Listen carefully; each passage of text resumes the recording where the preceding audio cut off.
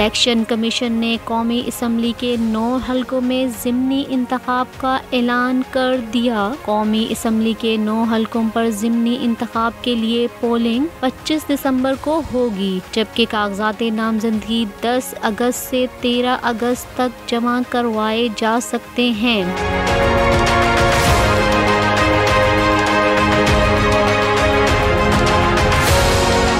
तर्जुमान election commission के मुताबिक ज़िमनी इंतखाब NA 22 Mardan 3, NA 24 Charsadda 2, NA 31 Peshawar 5, NA 45 कराम 1, NA 108 फैसलाबाद, NA 118 ननकाना साहब 2, NA 237 मलीर 2, NA 239 कराची 1 और NA 246 कराची जनूबी 1 में होगा।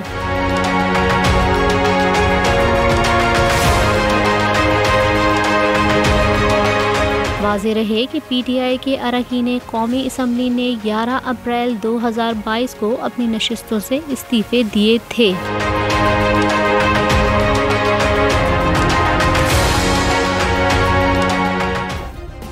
सब्सक्राइब करें और बेल दबाएं ताकि कोई खबर रह न जाए।